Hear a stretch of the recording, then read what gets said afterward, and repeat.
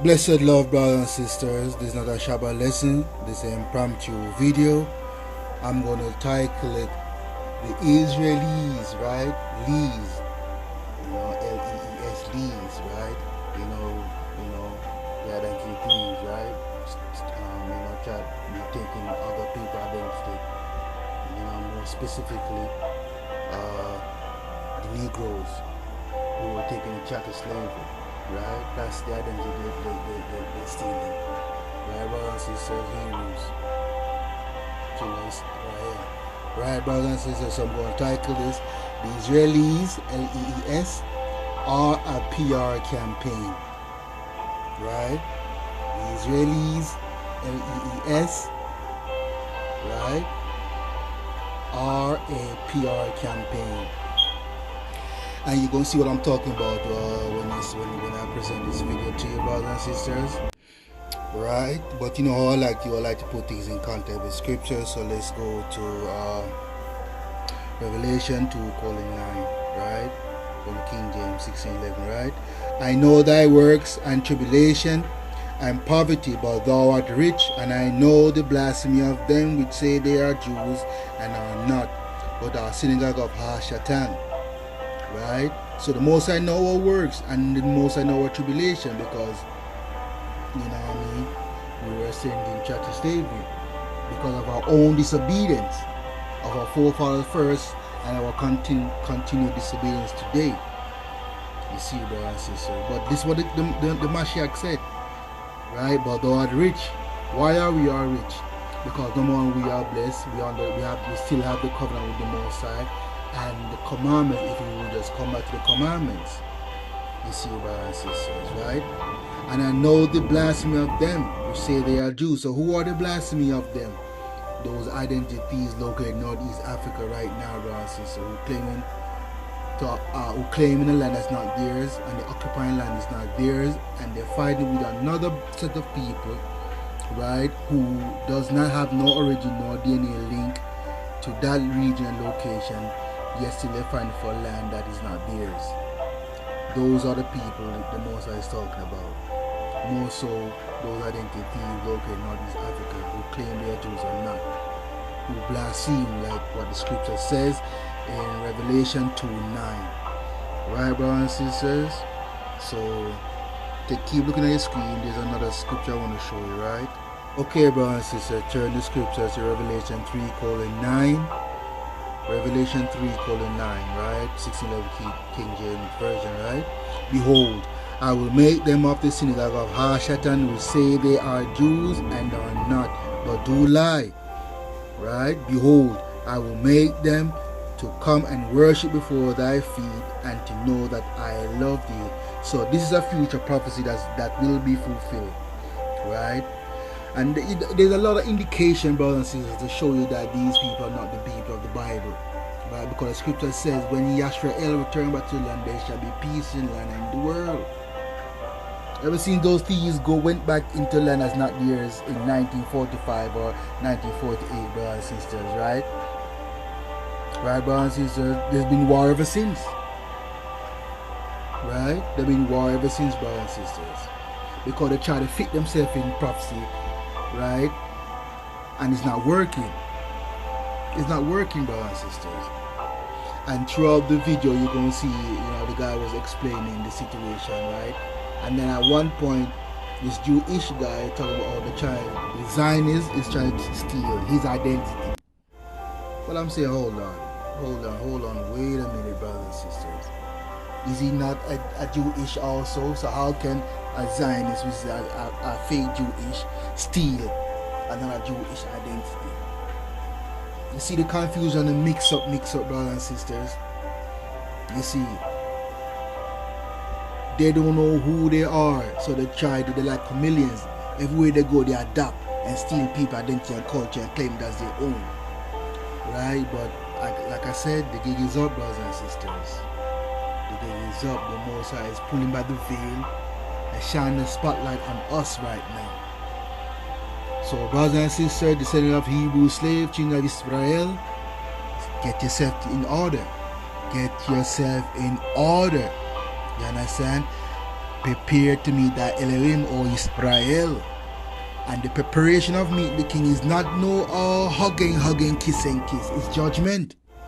So be sure to be in the good grace of the Most High and keep his commandments, brothers. That's the only way you're going to find grace. Because the scripture said, the righteous barely make it into heaven. How much so you sinners? You will not make it. If the righteous barely make it, you're going to die. Turn from your wicked ways, Israel. Turn from your wicked ways. Right? On that note, brothers and sisters, watch this video, like, share, comment, subscribe. It's free. Blessed love. Remember, one thing I think is very important, that the white Jews that we see today have no bloodline connection with the Jews of the biblical period. They were converted to Judaism in Europe and in Russia. They were converted and have no bloodline connection with the black Jews who make up the biblical Israel that the Bible writes about and of which Jesus was a part. Well, what happened to black Jews? The black Jews are still in existence. There are black Jews in America. There are black Jews all over Africa. There are black Jews in Palestine. There are black Jews everywhere. Diane's daughter complained not more than 2 years ago that black Jews had moved on either side of her house, and therefore her property had depreciated in Palestine. Black Jews had depreciated her property.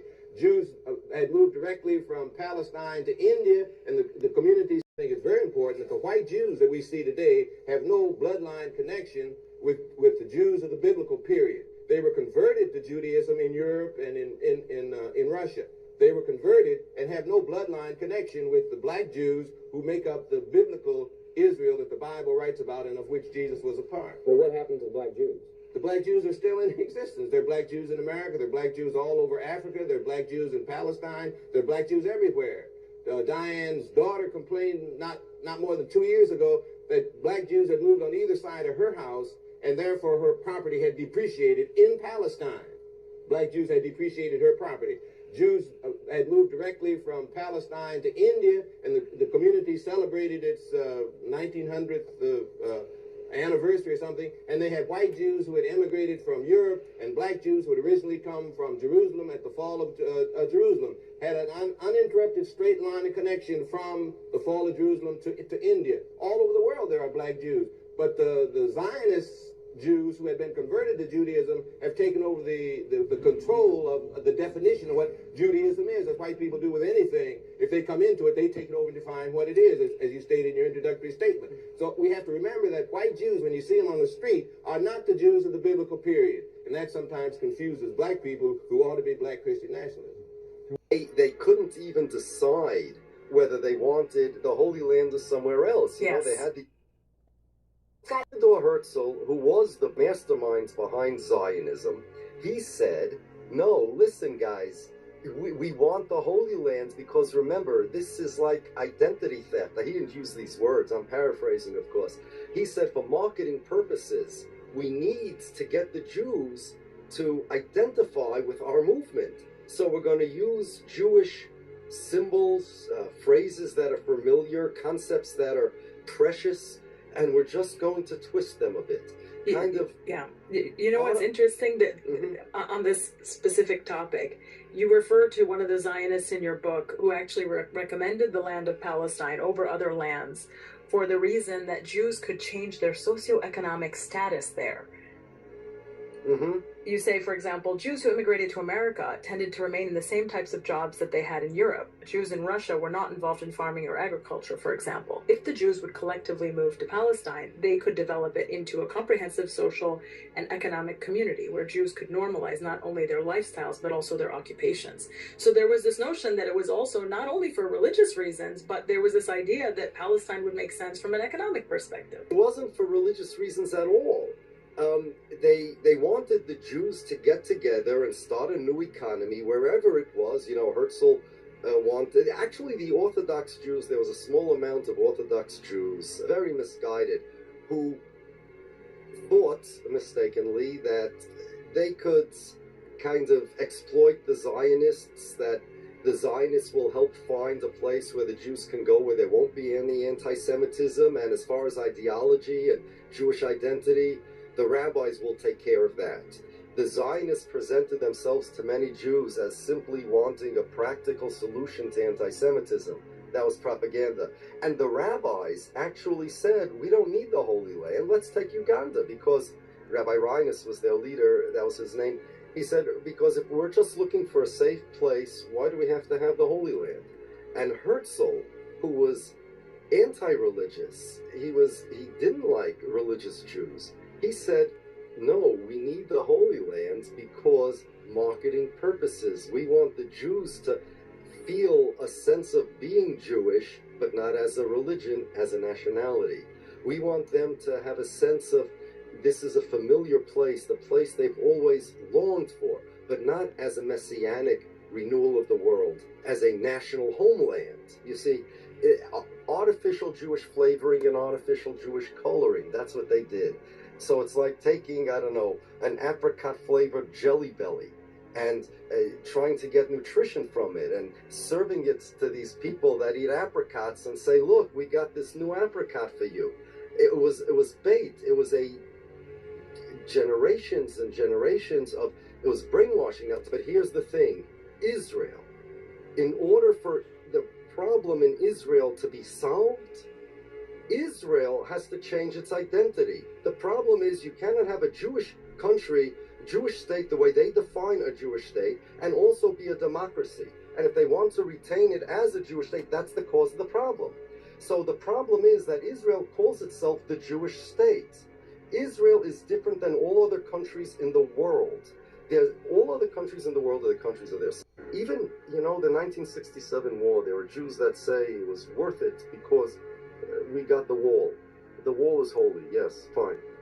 But human beings are much more holy than a wall.